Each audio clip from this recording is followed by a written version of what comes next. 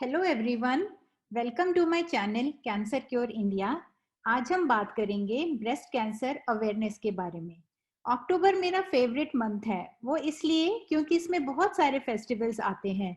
पर जो सबसे इम्पोर्टेंट फेस्टिवल आता है वो है festival of hope, festival of courage, जो हम सेलिब्रेट करते हैं हमारी सारी ब्रेव एंड ब्यूटीफुल लेडीज के नाम पर, जिन्होंने कैंसर को हराकर जीत हासिल की है। पूरे अक्टूबर को ब्रेस्ट कैंसर अवेयरनेस की तरह सेलिब्रेट किया जाता है, ताकि लेडीज को खुद की हेल्थ के प्रति अवेयरनेस करा सके, क्योंकि अगर लेडीज की हेल्थ अच्छी रहेगी तभी तो उनकी फैमिली की हेल्थ ठीक रहेगी। है ना, बिल्कुल सही बात। तो आइए हम कुछ इंपॉर्टेंट बातें ब्रेस्ट कैंसर के बारे में जान लेते हैं। जैसे ही किसी को कैंसर होता है तो सबसे पहले उनका मेरे से क्वेश्चन यही होता है कि हाँ मैम, हमें ये कैंसर हुआ क्यों, क्या क्या रीजन है कि इसके पीछे हमारे को कैंसर हुआ। तो इसका आंसर यही है कि किसी को कुछ नहीं पता कि कैंसर क्यों हुआ है। सिर्फ 10% केसेस में कैंसर हेरिडिटरी होता है, यानी कि उनकी मदर को या सिस्टर को हुआ होगा या मासी को हुआ होगा तो उनको होने के रिस्क बढ़ जाएंगे। अदरवाइज 90% केसेस में कैंसर क्यों हुआ है उसका कोई एग्जैक्ट कॉज नहीं है। हाँ, कुछ रिस्क फैक्टर्स होते हैं जो कि अगर है तो कैंसर होने के चांसेस बढ़ जाते हैं। जैसे कि अगर हमारी एज जैसे जैसे हम ओल्डर होते जाते हैं, ब्रेस्ट कैंसर होने के चांसेस बढ़ते चले जाते हैं।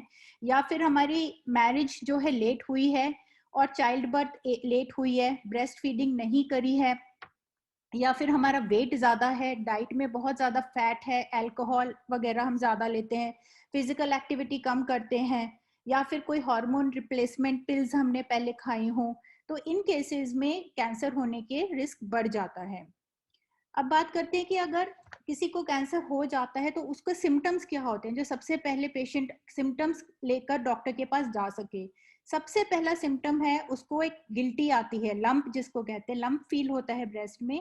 और जो सबसे इंपॉर्टेंट बात इसमें यह है कि जो ये लंप है ये बिल्कुल पेनलेस होता है, यानी कि इस गिल्टी में पेन नहीं होता। और इसी के कारण पेशेंट्स इसको इग्नोर करते रहते हैं, वो गिल्टी बढ़ती चली जाती है और कैंसर की स्टेज बढ़ती चली जाती है।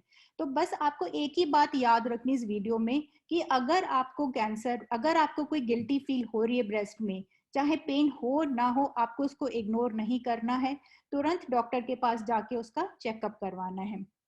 और इसकी गिल्टी के अलावा और सिम्टम्स हो सकते हैं, ब्रेस्ट का शेप या साइज चेंज हो सकता है, निप्पल से कोई डिस्चार्ज आ सकता है, रेडनेस हो सकती है स्किन में, वो थोड़े लेटर स्टेजेस में होता है।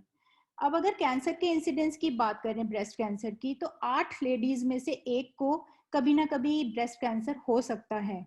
अब उनमें से कैसे पता लगाया जाए कि किसको होगा, उसके लिए जो सबसे इजी मेथड होता है वो होता है screening for breast cancer. Screening का मतलब है अर्ली डिटेक्शन। तो 3 तरीके होते हैं स्क्रीन करने के लिए ब्रेस्ट कैंसर में। एक होता है सेल्फ अवेयरनेस, मतलब हम मंथली सेल्फ एग्जामिनेशन करते हैं ब्रेस्ट का। एक होता है क्लिनिकल ब्रेस्ट एग्जामिनेशन, और थर्ड होता है मैमोग्राफी। अब एक एक करके मैं इनके बारे में डिटेल में बताऊंगी।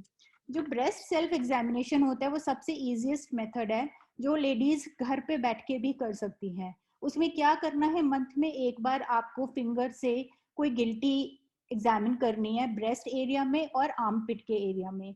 अगर आपको कोई गिल्टी नजर आती है तो तुरंत आपको डॉक्टर के पास जाना है। इसमें क्या है कि आप कोई एक पर्टिकुलर डे सिलेक्ट कर सकते हैं। जो मेंस्ट्रुएटिंग लेडीज हैं उनको पीरियड्स खत्म होने के 1 हफ्ते के बाद चेकअप करना है, और जो पोस्ट मेनोपॉजल लेडीज हैं, मतलब जिनको पीरियड्स नहीं आते आफ्टर एज ऑफ 50, वो मंथ का फर्स्ट डे सिलेक्ट कर सकती हैं और उस दिन जाके उन्होंने ये एग्जामिनेशन करना है। तो ये ब्रेस्ट सेल्फ एग्जामिनेशन आप कौन सी एज से शुरू कर सकते हैं, इसको हमें 20 साल की उम्र से शुरू कर सकते हैं और इसको एवरी मंथ करना ही है। ये सबसे इजीएस्ट और सबसे आसान तरीका और सबसे अच्छा तरीका होता है, और लेडीज खुद ही इसको पता लगा सकती हैं, मतलब आप खुद अपने डॉक्टर बन सकते हो। सेकंड इसका तरीका होता है clinical breast examination. Clinical breast examination का मतलब है कि डॉक्टर के पास जाके आप इसका चेकअप करा रहे हैं। आप अगर 40 इयर्स के ऊपर हैं तो साल में एक बार जाना है, अगर 40 इयर्स के कम है तो 3 साल में एक बार तो जरूर डॉक्टर के पास जाके अपना चेकअप कराएं। थर्ड तरीका है मैमोग्राफी। मैमोग्राफी एक तरह से एक्सरे है ब्रेस्ट का, जिसमें कि कोई भी लंप या कोई भी चेंजेस ब्रेस्ट में बहुत जल्दी डिटेक्ट कर सकते हैं हम लोग। तो उसको आपको कराने के लिए आपकी 45 एज होनी चाहिए, उसके ऊपर आप कराएंगे तो अच्छा रहेगा। साल में एक बार आप करवा सकते हैं इसको। तो आप अपनी खुद के डॉक्टर बनिए ब्रेस्ट कैंसर की स्क्रीनिंग करने के लिए।